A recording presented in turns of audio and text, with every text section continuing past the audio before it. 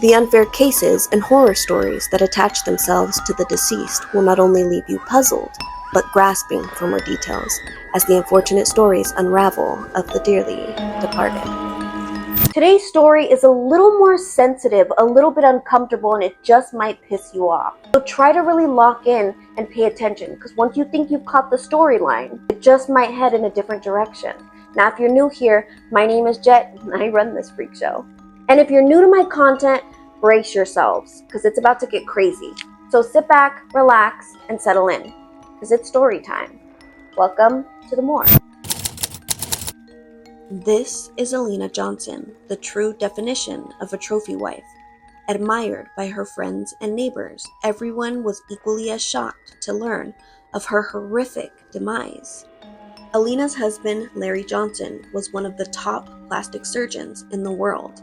He worked long hours and took little to no days off, providing a luxury lifestyle for Alina. He worked tirelessly, and although many days he was absolutely exhausted, he truly loved his work and the satisfaction he got knowing he was bettering people's lives, improving their overall appearance. Larry was honored in several magazines and received countless awards regarding his work. Now, there was no question that Larry was incredibly skilled, but let's not forget that skills are mastered over time.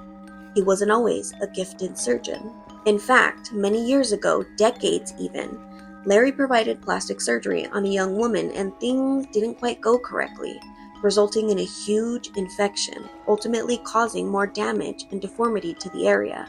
The infection had to be scooped out, causing huge indents in the woman's chest. Now, originally she went in for implants and came out with craters, resulting in a huge lawsuit. Now here's where things take a turn, because the paperwork, the documents that the woman filled out at the surgical center, they were falsified. She claimed to be a 25-year-old woman seeking a breast augmentation, and the billing information was filled out by her husband who paid for the initial surgery.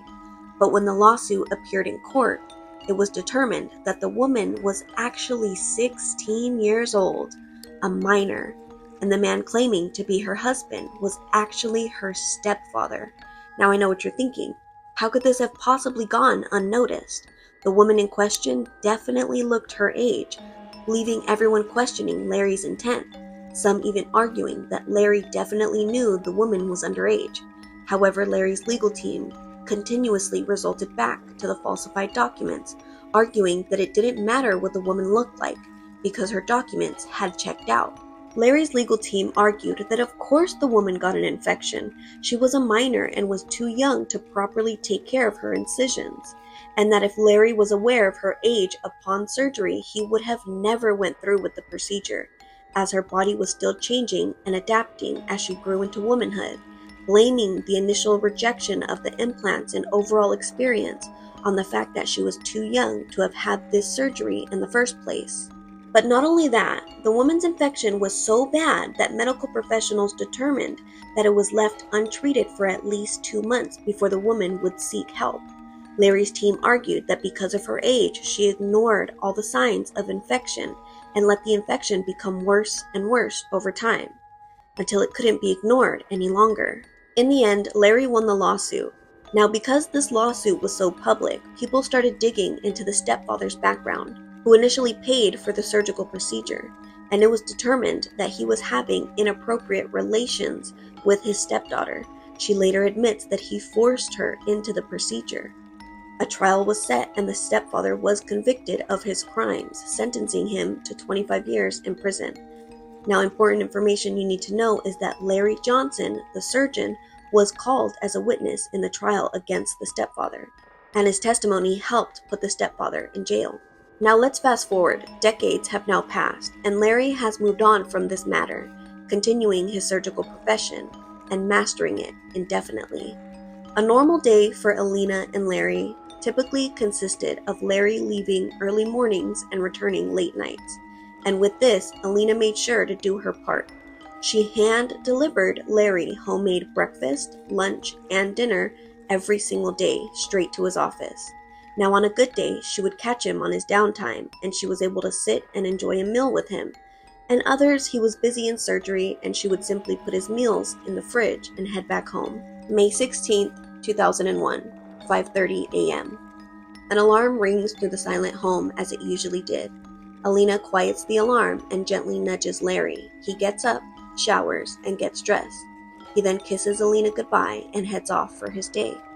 Alina usually stopped in and dropped off his breakfast at around 10:30, 11 a.m., greeting everyone in her path. This was an interaction that everyone was expecting, a pattern if you will. However, today Alina was a no-show and everyone in the building noticed immediately.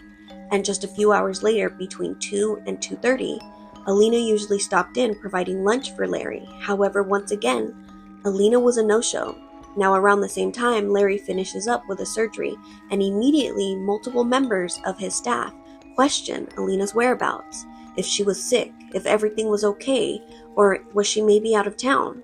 Taken back by this line of questioning, Larry heads straight to his office where he checks for his breakfast and lunch. However, he comes across an empty fridge. Approaching his secretary, he receives his messages from the day, thinking that maybe Alina had some sort of emergency. However, none of the messages were from Alina. Larry immediately cancels the rest of his day and heads straight home. Only when he gets there, Alina is nowhere to be found. Her car was in the driveway, and the house was secure and locked. There was no sign of distress, no sign of chaos. Everything was just as he left it, or so he thought. In the master bedroom that Lena and Larry shared was an attached bath. The water was still running. Alina's sleepwear was still on the floor. The steam coming from the shower drenched the entire bathroom. A newspaper clipping was stuck to the mirror due to the condensation.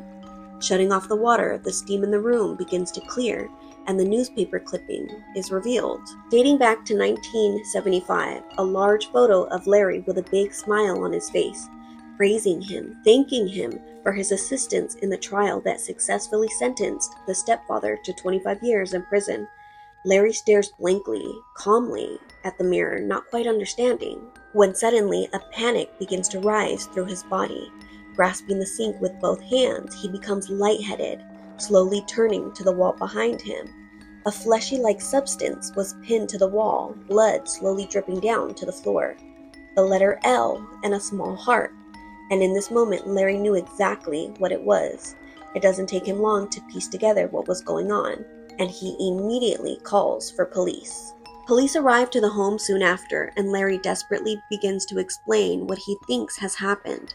He reminds police of the sentencing long ago, and he explains his involvement in the trial, fearing that the stepfather has been released and came back for vengeance. Directing police to the bathroom, pointing at the fleshy chunk still pinned to the wall, Larry explains that Alina had that exact letter L and heart tattooed on her ankle. Providing a photo, police are absolutely stunned. A few phone calls later, and it is confirmed that the stepfather, whose name is Carl Jacobs, was in fact released from prison just 6 months prior. A few phone calls later, it was confirmed that the stepfather, whose name was Carl Jacobs, was in fact released from prison just 6 months prior. Police immediately track down Carl. Arriving to his mother's house, she explains that she hadn't seen him in months, that he did in fact return home after his release. However, just 6 weeks in, he vanished, explaining that she did report him missing to police, as well as his parole officer, and nothing has come of it. Police do find the missing persons report, as Carl's mother explained. They also reach out to the parole officer, and she also confirms that she hadn't seen or heard from him in months. As they continue their investigation, they can't find a single thing tied to Carl's name since being released from prison. Not a cell phone line, not a credit card, not even a single loan. Police have no direction or idea on where Carl could possibly be, but all they knew for sure was that Carl Jacobs was at the top of their suspect list. Just 2 days after Alina Johnson went missing, Larry receives a package. Inside was a letter addressed to Larry, as well as a smaller package containing dry ice labeled "Open quickly." Larry contacts authorities explaining the suspicious package. Authorities tell Larry not to open the box and that they would be there shortly. And just as they arrived, it was too late. Larry opened the box. Inside was a toe still containing Alina's toe ring. And for the next few weeks, once a week, a piece of Alina was packaged and sent to Larry. However, authorities couldn't figure out how this was happening. The packages would randomly arrive once a week. However, they weren't being sent through any mailing services. Authorities had the Johnson residence surveillanced relatively well. However, the packages kept coming, and nobody knew where they were coming from or how they were being delivered unnoticed. And with every package came dry ice and another piece of Alina. Now, forensics are able to examine these chunks and pieces, and they can determine that Alina was definitely still alive. However, this wasn't necessarily the best news because this only confirmed that Alina was being cut apart at least once a week, fully conscious and aware of what was happening to her. Now, as time went on, the packages continued to arrive every week, and authorities are at a complete loss on what to do next. They continue to examine and investigate the packages as they arrive. However, it doesn't lead them anywhere new. Larry begins to completely self-isolate, hardly ever leaving his home, and when he did, it was a quick trip to the local grocery store, where he got a few normal household items, groceries, toilet paper, things of that nature. Larry even completely stops communicating and cooperating with police altogether. Now, most thought that Larry felt police weren't doing a proper job with this case. Some assumed that as the packages continued to arrive, Larry completely lost hope and gave up, accepting that he may never see Alina alive again. An entire year goes by and the packages have yet to stop. A little more than half of Alina's body has been sent back home. It's at this time that it is determined that there was no way possible Alina was still alive. Many would assume that this information causes Larry to spiral because at this time he completely stops leaving his house. Now, coincidentally, at the exact same time, the packages finally stop. However, Alina's body wasn't complete. The pieces and chunks that were sent to Larry were being kept at the local morgue where they put the pieces back together. About 43% of Alina's body was still missing, leaving everyone wondering, why did the packages finally stop? Now, during this time, police never stopped searching for Carl Jacobs. His home was searched on multiple occasions. His mother was questioned over and over again. Neighbors and relatives, old friends and coworkers from Carl's past were dug up, located, and questioned. But everyone had similar stories. Either they hadn't spoken to him in decades, or they heard from him when he was released and it abruptly stopped. There was no evidence, no suspicion. It seemed that Carl Jacobs had just completely vanished. But how? Over time, authorities get more and more concerned for Larry Johnson, as it's been months and he has yet to leave his home. They figured he must have run out of resources, or at least food by now, but still there was no sign of Larry. They approached the home multiple times, but he wouldn't come to the door. They attempted to contact him, but his phone was disconnected. And one day, the neighbors began to complain of a rotting smell coming from the Johnson home. As authorities approach the home, calling out to Larry, they get no response. Approaching the door and ringing the doorbell, they're met with that horrid, rotting smell. Walking around the home, flies covered the windows from inside the home.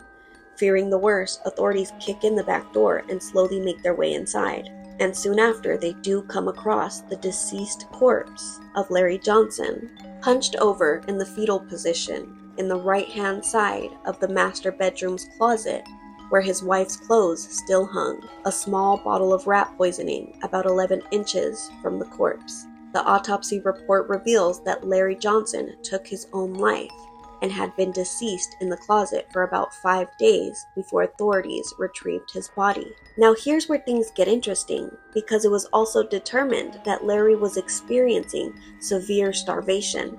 Now this wasn't a surprise to anyone because he did stop leaving his house and eventually the food ran out. However, there was something odd in his stomach. Bits and pieces of what appeared to be paper was carefully removed and examined. It becomes all too clear that Larry had consumed some kind of letter or note. It takes forensics about 8 days to put the pieces together, uncovering the key that cracks this case wide open. The letter was made out to Larry. Dear Larry, although it's been a while, I'm sure you'll have no problem remembering. You took something from me, and now I have something of yours. I couldn't possibly count the sleepless nights. the horrific flashbacks, the nightmare that was my real life. You took something from me, and now I have something of yours. But this could all stop if you simply tell the truth, the whole truth. Once a week, every week, I will dismember your wife and send her back in pieces. And this will continue until you tell the truth. Or you could continue living a lie and sacrifice your wife. The choice is yours.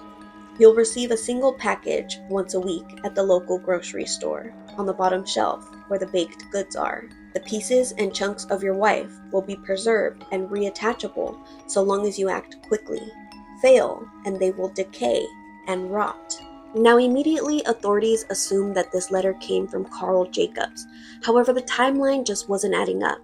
Now authorities had no idea this letter even existed, but they assume it either came before the first package arrived or with the first package upon arrival, 6 months after Carl Jacobs' release.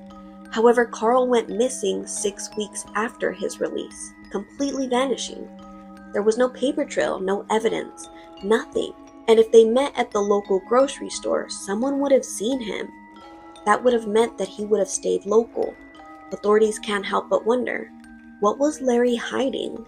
Now up to this point, no one really looked into Larry's background. Now all of this changes. Authorities begin to search through Larry's work records, financial records. They're able to get into his email. They contact his cell phone provider and they're able to obtain those records as well. Something that stuck out like a big red thumb was that Larry was spending a large amount of money monthly on a commissary website. Retrieving those records, authorities find out that Larry has been sending hygiene, food, and snack packages to Carl Jacobs. He also sends money separately to Carl to spend in the prison as he wished. This was also a repeated monthly expense. He kept this up for the full 25 years that Carl was incarcerated. But not only that, they also find financial records that Larry has been sending $4,000 monthly to an account belonging to Carl's mother for the last 25 years. Now, when Carl's mother is questioned, she explains that she didn't know where the money was coming from, that she assumed that Carl was working or doing something in prison, sending her the money to help financially. And with that, she provides a letter that was from Carl explaining just that. With Carl Jacobs still missing and Larry Johnson now deceased, authorities only think of one thing to do. They head to the grocery store and watch the camera footage, hoping to catch whoever was involved. And what they find is truly shocking. Authorities watch the same woman place a small package in the exact same spot every week. And soon after, Larry Johnson would receive the package, paying for his items and leaving the location. When questioning the employees, everyone identifies the woman as Alicia Gonzalez, an employee at the grocery store. She typically stayed in the back, at the loading dock, receiving orders. Authorities are able to get Alicia's address from the grocery store manager. They head straight to the location, and when they arrive, there's no car in the driveway. The house was still and quiet. Authorities knock on the door, and to their surprise, the door opens, and Alicia is standing in the doorway. She greets them politely and invites them in. Authorities, as well as Alicia, now standing awkwardly in the front room, begin to question her, asking if she knew why they were there, and she responds and says, "Well, I'm assuming you're here for either Carl or Alina." Authorities too stunned to speak when Alicia begins to point and lead authorities towards a door in the hallway, which was a short flight of stairs leading down into the basement. As the group makes their way down, they come face to face with two big white freezers, both bolted shut. Alicia pulls a necklace over her head that was tucked in her shirt, obtaining 2 keys, handing it to authorities. As they begin to open the freezers one by one, authorities find Carl Jacobs fully intact, frozen in one of the freezers. They also find the remains and corpse of Alina Johnson. And before authorities could even process their findings, Alicia explains, "I tried to keep Alina alive as long as I possibly could, but over time she drifted away, so I put her in the freezer." Authorities quickly detain Alicia and begin their interrogation, and she doesn't hold back. She explains in great detail how she did in fact kidnap Alina Johnson and held her in captivity. She explains that she fed her and kept her hydrated. She claims that she let her look out the window and let her watch TV from time to time, detailing that she did in fact tie her up and dismember her little by little while she was still alive. And as the weeks carried on, she admits that she noticed that Alina wasn't doing well and was slowly but surely dying, but she continued until she took her last breath, which is when she placed her in the freezer. She also admits that she wrote the letter to Larry, and that she was definitely the woman in the videos at the grocery store. And when asked about Carl Jacobs, she responded, "There's no excitement there. I located him, I tricked him, I tied him up, and I put him in the freezer." And when authorities asked why, Alicia responded, "I didn't know he would freeze to death so quickly, or I wouldn't have placed him in the freezer." Authorities interrupt. "No, I mean, why did you do any of it? Why did you kidnap Carl? Why did you abduct Alina and dismember her? Why did you send pieces of her back to her husband?" Alicia responds, "I was the 16-year-old girl who tried to sue Larry. I lost that trial and was permanently scarred and disfigured. But not only that, Larry Johnson and Carl Jacobs, they were friends and they both abused me. They both forced me into that surgery that ruined my life." Larry watched in silence and even testified against Carl, dodging the consequences. He went 25 years acting as if nothing happened, while I went 25 years trying to piece my life back together. And now, this?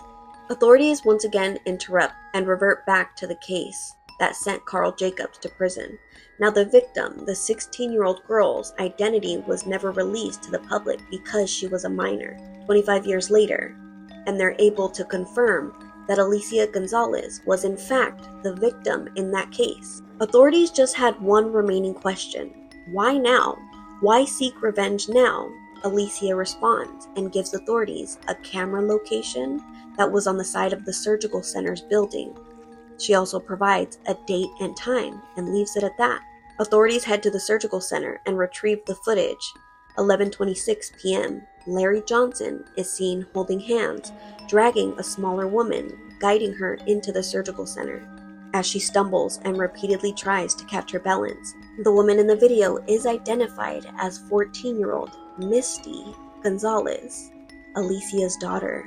The story as a whole hits the news, and 4 other individuals come forward with allegations that Larry Johnson tricked and drugged them, alleging that Larry Johnson was inappropriate with them. All 4 individuals were under the age of 16. Carl Jacobs' remains were released to his mother, and a private funeral was held. The remaining remains of Alina Johnson were sent to the morgue, and they did piece her body back together as best as possible, and a service was performed. However, no matter how much makeup or how much time they spent trying to make her as presentable as possible, the family had no other choice but to have a closed casket ceremony. Larry Johnson's remains sat in the morgue for about 4 months. His family refused his remains repeatedly, and he was eventually cremated and properly disposed of. Alicia Gonzalez sits gracefully in jail as she awaits her conviction. Her daughter has yet to be located. It's now 2026. Alicia Gonzalez is serving multiple life sentences, and her daughter has never been found. First things first, we have Larry Johnson, little bitch, and then we have Alina Johnson. They're married, they're happy, they're fucking, everything's good. Now Larry goes to school, whatever school he goes to, he ends up practicing cosmetic surgery, right? He ends up being one of the top surgeons in the fucking world for like plastic surgery, right? I mean, he's mentioned in magazines, he has countless awards. He's really doing his big one here. I mean, you heard the story, and he's a little bitch. Now, although he's kicking ass in his fucking field, right, he wasn't always an amazing surgeon. In fact, when he first started his practice, he fucked up. Oh, he fucked up big time. Now, a young lady comes in with her husband, not the husband. So she comes in with her husband, they fill out the paperwork, they do whatever they're supposed to be doing. He pays for the surgery. On paper, she's a 25-year-old woman, was not, and she goes through with the surgery. And as far as the surgery goes, it went well, like everything was good, there was no complications. However, a couple months later, she comes back and she's all fucked up. They had to remove the implants. The infection that she had was so bad that they had to scoop it out. They had to get in there and scoop it out to the point where she wasn't just flat-chested now. She was like, she had indents, like she had craters where her chichis were supposed to be. Like, she left in worse condition than she showed up, bitch. She was flat and now she's indented. So obviously she's really unhappy and she goes back to Larry, and Larry's like, I don't know what to tell you. The stepfather's probably like, I don't know what to do. No one really knows what happened in that point of time. So eventually she files a lawsuit against Larry. Now this doesn't go in her favor and this does not go well because all her shit, all her lies come undone. And it's quickly discovered that she falsified all of her documents. She wasn't 25 years old. She was only 16-year-old. And even worse than that, the man who paid for this procedure wasn't her husband, it was her stepfather. So the trial goes, right? And Larry's legal team is like pushing the minor bullshit. Like, of course she got an infection. She's a minor. Of course she didn't take care of her chichis. She's a minor. Of course she got an infection and didn't go to the hospital in time to catch the infection and heal it properly. She's a minor. Like, they kept going on with the minor bullshit, and that's why the surgery failed, because she didn't know what she was doing. And everybody was kind of weirded out by Larry for a little bit because it was very noticeable that this girl was underage. However, Larry's legal team kept pushing it doesn't matter what she looks like, because on paper it said one thing and it all checked out up until now. So unfortunately, the girl does lose her lawsuit and Larry gets away with whatever scot-free. But now, because this lawsuit was so public, everybody just kind of forgot about Larry being a little bit weird and they focused in on the stepdad. They were like, hold on, because this motherfucker was on paperwork talking about I'm her husband and love this surgery, can't wait, and then paid for it. But it was her stepfather, so that's a little weird, and she's a minor. Like, somebody needs to call CPS. Where's the mom? Where's the wife? That's what the fuck I need to know. So anyways, everybody digs into the stepfather and they're like, wait a minute, fuck Larry. What the fuck's going on with this guy? And it does come out later that he was abusing the girl, his stepdaughter. We're not going to get into details or anything like that because I'll get myself mad, real mad, because one thing we don't do here on Corpse Client is we don't mess around about the children. So it does come out that he was abusing his stepdaughter and charges do get filed. Now, when that situation ends up in court, they actually call Larry, the surgeon, the chichi guy, they call Larry in as a witness, kind of being like, did you see anything weird going on between them? Was this a little weird when he paid for it? Like, that was weird, right? And Larry was like, that was so fucking weird, guys. Long story short, he does get charged for being cochino and probably some other stuff, I don't know, but he ends up going to prison for 25 years, as he should. Okay, so now all that has been settled, right? Larry in his lawsuit, he won it, unfortunately. We heard the story, he's a little bitch.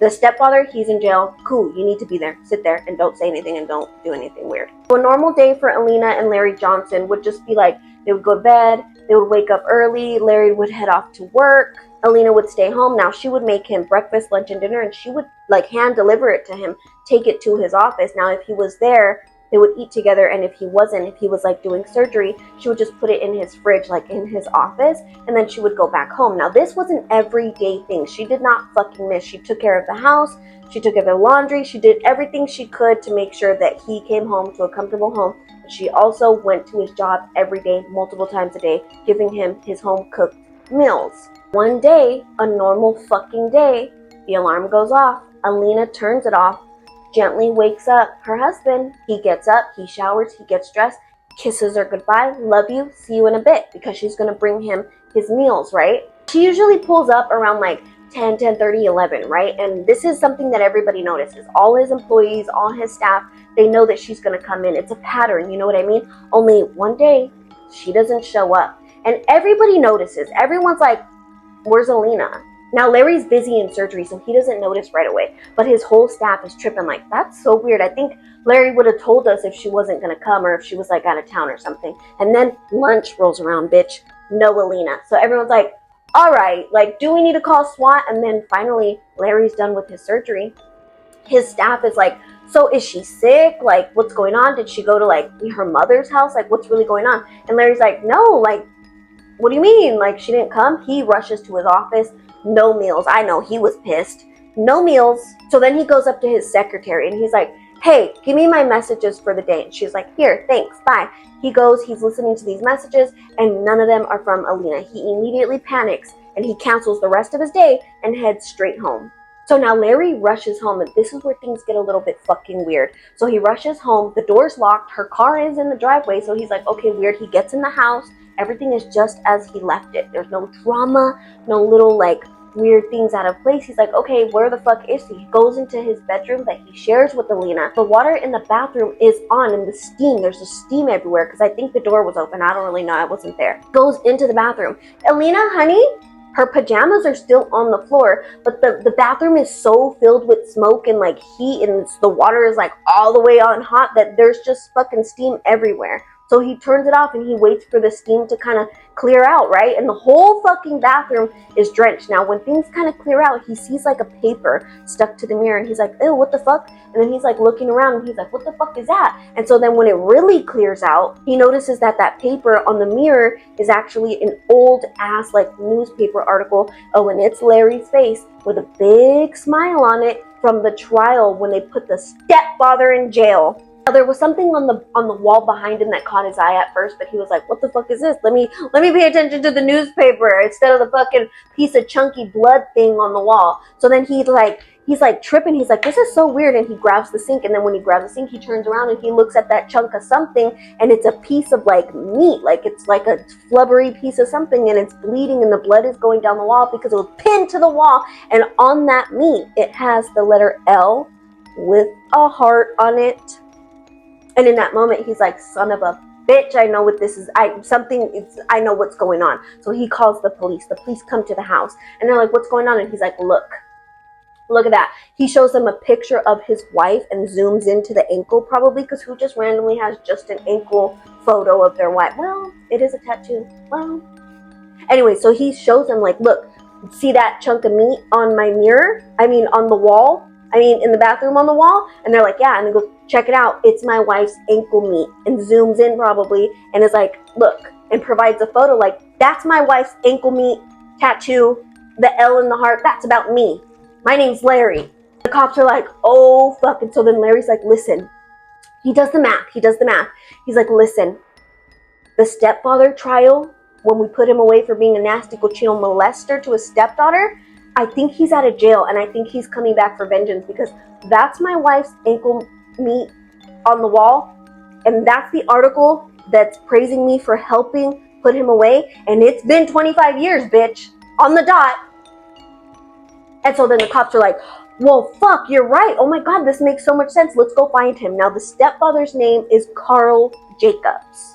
And they go down to the jail, and the jail is like, yeah, he was released 6 months ago. So it's like, gotcha, bitch. So then they get Carl Jacobs', address from when he was released, and it's his mom's house. And so then they go to the mom's house, and they're like, where's your son? Mom is like, listen, when he got out of jail, he paroled here, and I seen him for a couple of weeks, but I haven't seen him in months. Like, just one day he vanished. I don't know, he just like stepped out for a bit, and he never came home, and I don't know what happened to him.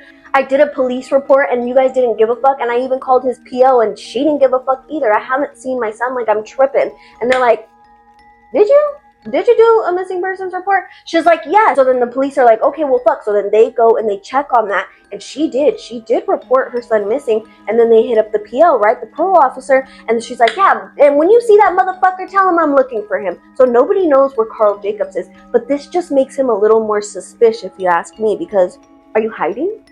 Because you're a murderer, kidnapper, and you pinned his wife's fat ankle meat to the goddamn wall because you were a molester and you went to jail? And so now they're having a hard time locating this man, locating Carl Jacobs, because just nobody knows what happened to him. But they definitely think he's behind this. He is top suspect in this fucking case. Now, a couple of days go by, and Larry gets a package, right? He gets a package. And in this package was a letter.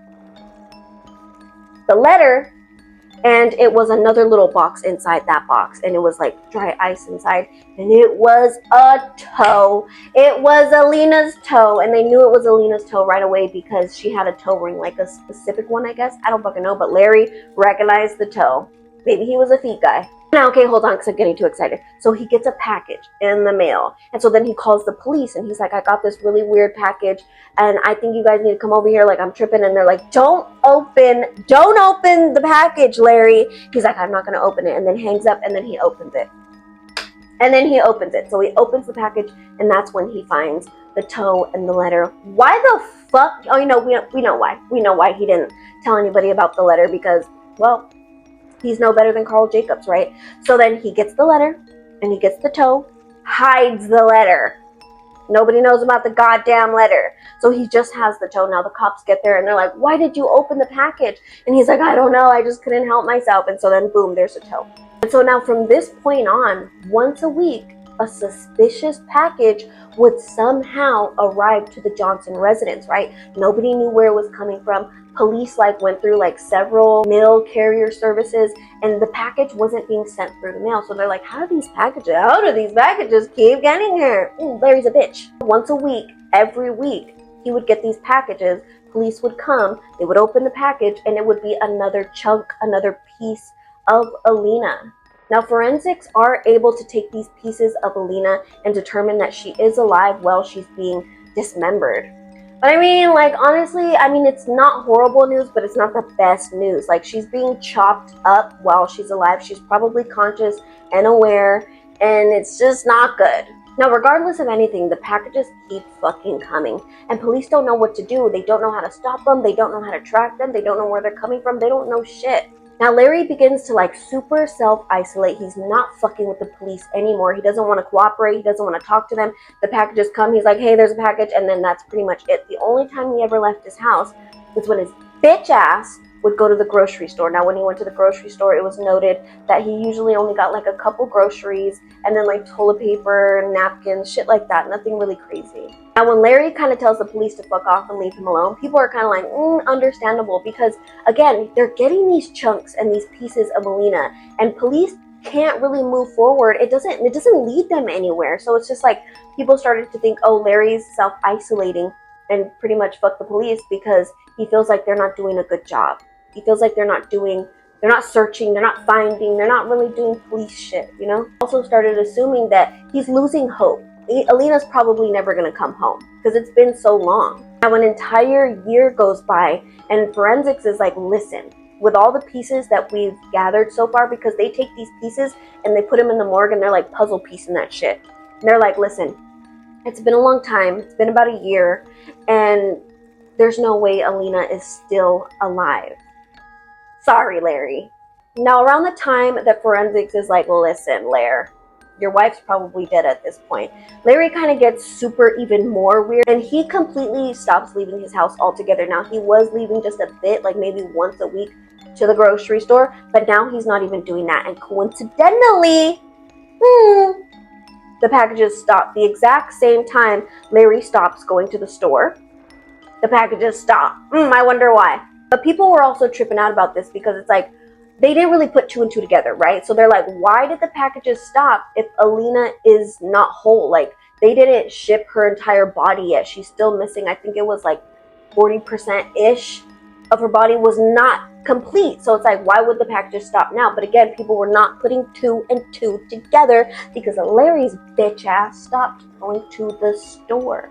As all this is unfolding, police never stopped looking for Carl's bitch ass, right? Harassed the fuck out of his mom. They searched his house a bunch of times. They tracked down old coworkers and friends and asked everybody where's Carl? And then if they did hear from Carl, it was real quick, briefly, right when he got out of prison, and they were cochino, and they didn't want nothing to do with him. Or people were I haven't seen or heard from him in fucking decades, bitch, since before jail. Bitch, they didn't have any evidence, any suspicion, any red flags. They had fucking nothing when it came to Carl Jacobs. But they're how the fuck, fresh out of prison, there was no credit cards in his name. There was no loans. There was no cell phone line. There was nothing of Carl. So it's what the fuck happened to him? Now, fuck Carl, because over time, the police are getting more and more concerned about fucking Larry's bitch ass, because again, he stopped going to the grocery store. He stopped leaving his house altogether. Now they reach out to him. His phone was disconnected. They knock on his door. He doesn't come to the door. So I'm oh my God. But you know what? They're kind of let's be understanding, because, well, his wife is getting cut up. It's not funny. His wife is getting cut up into little pieces and sent to him. So now they're tripping because they're I know he doesn't have toilet paper. How is he wiping his ass? And he's not paying his bills because his phone is off. He doesn't have any food. So they're just kind of almost waiting for him to break and then come outside, and then they'll probably check on him, right? He would be wrong, because then the neighbors start reporting a nasty motherfucking smell because there's a dead body in that house. Now, because of these reports of the nasty smell, police go to the house and they're like, Larry, we're not fucking around. Open the motherfucking door. Larry doesn't come to the door. So now they're walking around the house and then the windows are covered in flies, but the flies are in the house. Flies are my nightmare. Maggots? Ooh, fuck no. So then they see the flies and then they're like, oh, fuck. They go around, they go to the back door, they kick the back door in, and they go into the house. Now, when they go into the house, unfortunately, they do, well, not unfortunately, motherfuck you, Larry, because they do find Larry, fetal position, like the pussy that he is, fetal position, in the closet, on the right side, under his wife's clothes, because his wife's clothes were still hanging in the closet. He offed himself. I mean, he offs himself. How do they know that? Because there was a little bottle of like poison. He had ingested it, fetal position, in his wife's closet, under his clothes. You know, the guilt of this whole situation was probably fuck with him. So he's like, I'm gonna kill myself in my wife's closet. Now here's where things take a fucking turn. They do an autopsy on Larry, and that's how they determined that he did take his own life with the rat poisoning.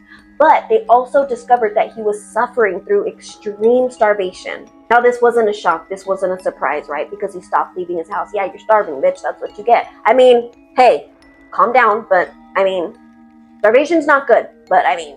So now his stomach was empty, shrunken.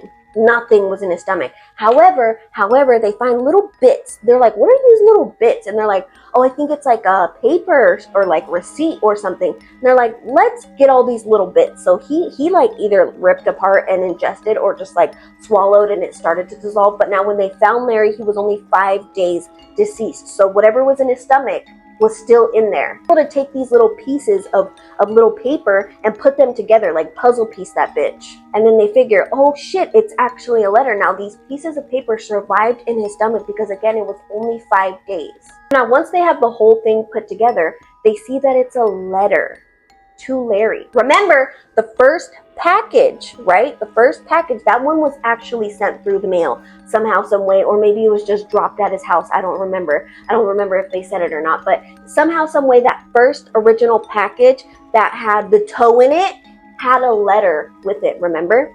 He didn't tell police about that letter. He just took that letter and he read it, and you know what? That's why he didn't tell him, because he's a little motherfucker. Now, this letter pretty much is just like, you know what, Larry, you're a bitch, and you took something from me, and now I've taken something of yours, and I'm not going to give it back to you. In fact, I'm going to dismember this bitch little by little, and I'm going to send it back to you until you tell the truth. Now, all of this could stop. I could stop doing this, and I can give you your wife back. However, you need to tell the truth, the whole truth. And if you don't, I'm going to continue to send pieces of your wife back to you until there's no more. Mind you, I'm sending these pieces back that they're able to get reattached. They came in dry ice, preserved somehow. I don't fucking know. I'm not a doctor. The wife definitely could have lived had Larry followed the instructions of this note, which was pretty much come clean.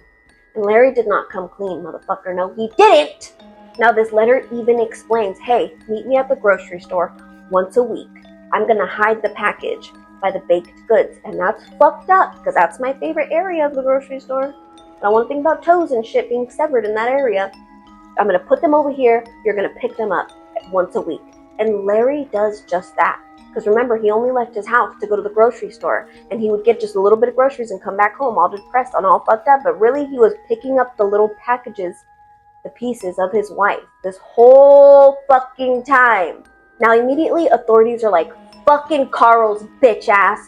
It's Carl. Carl wrote this letter, and he's doing all this weird shit, and he's hiding somewhere. But then they're like, wait, this doesn't really make sense, because if Carl met Larry's bitch ass at the grocery store once a week at least, somebody would have seen him. Somebody would have noticed him. That means he would have stayed local. That means anybody, we could have just seen him walking down the street or something, right? Seen him driving. He would have had to stay local. So it just wasn't adding up. And then he had got out 6 months prior to the first package, but he went missing 6 weeks after he was released. So the authorities are just kind of like, I don't know, but who else could it be? Now, also, authorities are like, well, why would he hide this letter? Clearly, it came with one of the packages or before the packages. Like, why, what is Larry hiding? And to this point, nobody really looked into Larry's background. But that all changes, baby. Ooh, that all changes, because that motherfucker was hiding some shit. So now check this out. They dig into Larry's background and they dig into his finances and they're like, shit, well, he was a plastic surgeon, remember? So he had motherfucking money. But they noticed that he's been spending a shit ton of money on a commissary website. And if you don't know what that is where people go on a website and they buy packages, hygiene packages, snack packages, food packages, you name it, packages. And then they buy them on the website and then the website sends it to an inmate in jail. That's what a commissary website does. So they notice that there's a bunch of fucking transactions where Larry is sending commissary packages to somebody in prison. They go to the prison and then they're like, line it up. Who is it? Who is Larry sending packages to? And it's Carl motherfucking Jacobs. Why the fuck is Larry sending him packages? But not only that, he's also sending him money. Just regular ass money that he can spend in the prison. And not only that, he's also sending more money to Carl Jacobs' mother. And so then they go back to the mom and they're like, what the fuck? You didn't tell us about this. And she was like, I didn't even know what was coming from Larry. I got a letter from Carl when he was in prison and he told me that he was like working and doing stuff in there and he was going to help me still because he probably helped her when he was out of prison, right? And so she's like, he was just sending me this money. I had no idea it was coming from Larry. And then so she shows the letter. She's like, look, like, and right here it says like, hey mom, love you, sorry for being a fucking molester, I'm gonna send you some money and help you with your bills still, see? And then they're like, this is so fucking weird. Like now they're like, wait a minute, Larry is weird. But mind you, he didn't just send him money here and there. He didn't just send him a package here and there. This was a monthly expense. This was every month he was doing this for the full 25 years. So now remember, Carl is still missing. And Larry's bitch ass just fucking offed himself like the pussy he is. So authorities are like, okay, motherfucker is missing. This guy's dead. Let's go to the grocery store and see if they have, security footage. And so they go to the grocery store and sure enough, they do. They're able to show them a couple weeks back. And it's the same woman every time. Walking in, getting the package, putting it in the bakery section, walking away. And then soon after, Larry comes in, gets the package, goes about his merry motherfucking way. It's the same girl every single time. So then authorities ask the employees at the grocery store, do you guys recognize this woman? Like, who is this woman? And then they're like, oh shit, that's Alicia. That's Alicia Gonzalez. She works in the back by the loading dock. They're like, is she here today? And they're like, no, she's not here, but we can give you her address. They give the address and they go straight to Alicia's house. Now when they get there, there's no car and the house is oddly quiet. And they're like, fuck, she's not here. They knock on the door. They knock on the door and she opens the door. Alicia opens the door. Happy as shit, by the way. Opens the door. She greets them politely. Oh, come in. Come on, guys, come in. As if she didn't just, let's not get ahead of ourselves. So now they're all in the house and they're standing there kind of looking at each other like, ain't no way this is happening. And so they're like, Alicia, do you know why we're here? And she's like, well, you're either here because of Carl or Alina. Which one? And they're like, bitch, like, what do you mean, which one? And why do you have both? Or why are you involved with both? Authorities are like, what the fuck, bitch? So now before authorities can even react properly, she starts to guide them down the hallway. And she's like, oh, just right this way, guys. Like, I'm going to show you something. They go down this hallway. They go to a door. They open the door. It's a little flight of stairs going down into the basement. A little suspicious, but I mean, like, there's a group of them probably. So, like, let's just all go down to the creepy basement with this creepy bitch who probably just kidnapped 2 people. So they all go down to the basement. Now, the basement's pretty much empty, but it had 2 large white freezers. 2 of them. And they're both locked. And so then, as they all get down there, Alicia takes a necklace off and it has 2 keys. And she's like, here you go.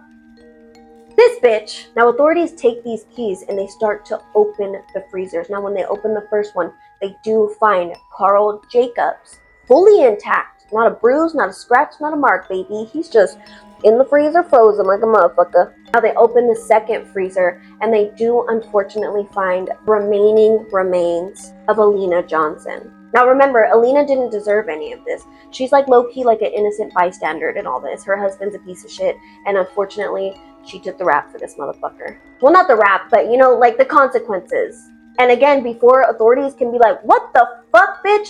Alicia opens her fucking mouth and she's like, I tried to keep Alina as live as I possibly could, but like she was not doing great, so I put her in the freezer. But I just want to let you guys know that like when I had her, yes, I had her captive, and yes, I had her tied up, and yes, I was dismembering her little by little and sending it back to her husband, and I was doing all these fucked up things, but I fed her and I gave her water. And I let her look out the window from time to time. Like, bitch, that does not justify what you did or make the situation any better. You could have kept that information to yourself. So eventually Alicia explains that Alina wasn't doing so good, and she just let her take her last breath one day, and then she put her in the freezer and just continued to dismember her over time. But then remember, Larry stopped going to the store, so Alicia stopped cutting up Alina and she just put her in the freezer. Now, authorities have had enough of Alicia's fucking ass. But you know what? It low-key seems like she has like some trauma, that because she just seemed like she was in a good-ass mood this whole time. Like they came to her door and she was like, hey guys, come in. And they're like, do you know why we're here? And she was like, yeah, I love it. Anyways, let me show you the bodies. Like it just seemed like she was too fucking happy to be in this situation. So I think just the trauma from her past, from Carl Jacobs and from Larry's bitch ass, because again, you heard the story, you know the whole story by this point. I think maybe that trauma caused her to be a little, you know, and then from the rest of the story, what happens, really just something clicked in her head. Again, we don't fuck with the children here. I think if ever you try to fuck with somebody's kid, you're gonna really fuck around and find out, because there's a click in people's head, there's a switch, bitch, and fucking with somebody's kid will activate that switch every motherfucking time. So unfortunately, I think Alicia's switch was activated, and she didn't even care what she was doing. Pretty much Alicia admits to everything in the interrogation. The kidnapping, the dismemberment, the letter, the grocery store shit. She admits to everything. She's like, that's me on camera. I wrote that letter. I fucked up what's her name. And then they're like, but why? And they're like, okay, but what about Carl? And she's like, oh, Carl. I mean, there's no excitement there. I didn't really care for Carl. So I just like tricked him, kidnapped him, and I put him in the freezer, but I didn't know he would freeze right away and he died. And like, if I would have known that, I wouldn't have put him in the freezer. And they're like, what? You didn't realize that if you put somebody in the fucking freezer, they would freeze to death? She was like, well, I mean, it just happened so quickly. So I was just like, whatever, like that's done. So authorities are just like baffled, because they're like, no, but why the fuck did you do any of this? Like, what the fuck is wrong with you? Are you like not all there? Do you have like some vendetta here? Like, what's the problem? And she's like, oh, okay, let's do a refresh. I'm the girl who was in that trial. I'm the 16-year-old girl who went in for implants and it went wrong, so I tried to sue Larry and it went completely south and he got off scot-free, and then everybody started looking into the stepfather husband, and then he went to jail. That was me. I was that kid. I was the 16-year-old girl. Now her identity was never released because she was a minor. So authorities go back and they check, and it was her. It was Alicia Gonzalez. Those bitches, they're the same bitch. Even with this information, authorities are still a little confused. Like, why now? Did you just wait for Carl to get out to seek revenge on both of them? Like, that doesn't make sense, because Larry's been out this whole fucking time. Like, you could have told on him. You could have pressed charges on him. You could have did all this crazy stuff a long time ago. Why did you wait 25 years? Because maybe you wanted to do it at the same time. Like, what's that about? Now, at this point, everybody's assuming, oh, she just was seeking revenge. Like, they did all these things to her and she's seeking revenge. And at this point, she tells authorities, like, it wasn't just Carl Jacobs that was being inappropriate with me. Larry's bitch ass and Carl's bitch ass, they were buddies and they were both abusing me. The lawsuit came out, they only went after Carl, so Larry must have did some kind of exchange amongst them two and was like, I'll take care of everything, just go to jail and don't say anything. Something happened amongst them two, because Larry's been paying off Carl this whole fucking time and making sure that his mom is taken care of. So just Larry got off scot-free. Things just got so bad for her and she was just trying to move on that she was just like, whatever, fuck everything. Like, karma will come and everything will be okay. But then 25 years later, something also happens. And that click, that switch, baby, once that switch is activated. But now as she's like confessing all this, as she's like pouring her guts, authorities keep interrupting her. She's like, they did all this shit to me and now this? And they're like, shut up, bitch, you're crazy and you're a murderer and you're going to fucking jail. And so she's trying to continue to talk and they're not letting her talk. These are fucking irritated. They're pissed off. It's just not clicking for them. And they're just like, I just don't get why you waited all this time to do something like this. Like, Larry was just down the motherfucking street this whole time, and you choose to do something now. Like, that's so weird. And again, they kept interrupting her, or she would have told them. And so finally she's like, you know what? She gives authorities camera information, like the location of a certain camera on the side of the surgical building that Larry like worked at or owned or whatever. And she gives them a date and a time. And they're like, well, what the fuck are we going to do with this? And then she's just like, I'm going to leave it at that. I'm done talking. I'm done explaining. You guys are pissing me off. You're not listening to me. You keep interrupting me. Go to that camera, get the footage on this date and on this time. And so authorities are like, fine. Now, authorities head to the surgical center, and they do get the footage from that date and time. And on that footage is Larry Johnson kind of coercing a young lady into the building. Now, the young lady, she looks relatively young, and she's stumbling and she's falling, trying to catch her footing. And Larry's just kind of dragging her into the building. Now, they really get into the video, and they focus in on the person, on the young lady. And it comes to find out that the young lady is Misty Gonzalez, Alicia's daughter. Alicia's 14-year-old daughter. Now, I'm sure at this point, authorities are like, fuck. Not only did these two men fuck with Alicia and really like traumatized her for the rest of her fucking life, now this monster, Larry, has locked on, targeted her daughter. And so now they're understanding, like, this is what made her crack. This is what made her react, and this is why, at this time, she decided to do what she did. Now, the story as a whole hits the fucking news. All social media, everything. Wherever news can come from, it's everywhere. From the original story of when he first started doing surgery and fucked up her chi-chis, and then the trial, and then she lost the lawsuit, and then the creepo went to prison, and then 25 years later, and then poor Alina got dismembered, and basically the whole shit, the whole story from start to end hits the fucking news, and everybody's talking about it. And then because of that, more potential victims come forward, like a couple of them. I think it's like 4 or 5 other people come forward, and it's like, Larry did that to me too. And they were all under the age of 16. So now Carl Jacobs' remains were sent off to his mom, and they had their own little shebang, right? They had their own service. Cool, love that. Fuck you, Carl. Now, the remaining remains of Alina Johnson were sent to the morgue, and they tried to piece her back together as best as possible. But no amount of makeup and hair and hiding could fix it, and they did end up having to have a closed casket ceremony. Now, Larry's remains sat in the morgue for months, and nobody gave a fuck. They contacted the family. The family said, we don't give a fuck. So they ended up having to cremate him, and they got rid of his remains, properly and respectfully, whatever. They threw him in the garbage. Now, Alicia Gonzalez, she's sitting in jail awaiting trial. She doesn't give a fuck. She's having a grand old time. She's like, fuck everybody. I murdered everybody, and I don't give a fuck. And I want to say rightfully so, but I don't think that that's the right answer. I don't think that's the way to go about that. But I mean, she's sitting in jail, and she's just awaiting trial.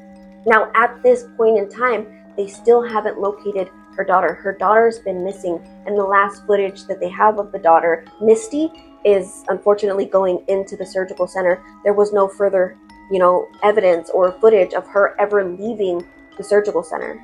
Now, fast forward, it is 2026, and Alicia Gonzalez, she's in jail, she's in prison, and she ain't never getting out. Multiple counts of murder. She just did a whole bunch of shit, and she's gonna sit in prison, and she's probably loving it in there.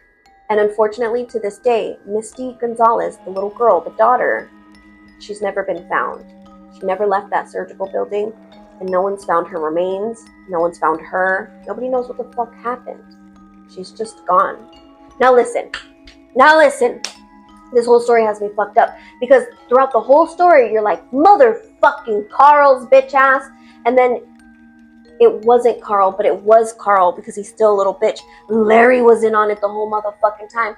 And then his poor wife, right? Alina just got caught in the mix. And Larry didn't give a fuck this whole time. He knew, if I come out and I tell everybody I'm a pervert, and I tell everybody that I'm inappropriate with kids, ooh, motherfucker, then she'll give me my wife back. I just have to tell the truth. And this whole time you're thinking, well, you fucking fucked up her surgery, and she's mad, and she's seeking revenge, and she tried to sue you, and it didn't go well, and Carl and you guys were friends, and you guys were doing weird shit to her. You think this whole time that she's seeking revenge, but really, he did something to her daughter. And that's what made her crack finally. I mean, like, I don't want to say understandably, but she went through a lot as it is, and they all still lived in the same motherfucking town. And it's just like she worked at the local grocery store, and he goes to that grocery store, and it's just like, you think so much to think that in the end, what set it all off was that he was still a weirdo after all this time, and he was getting away with it.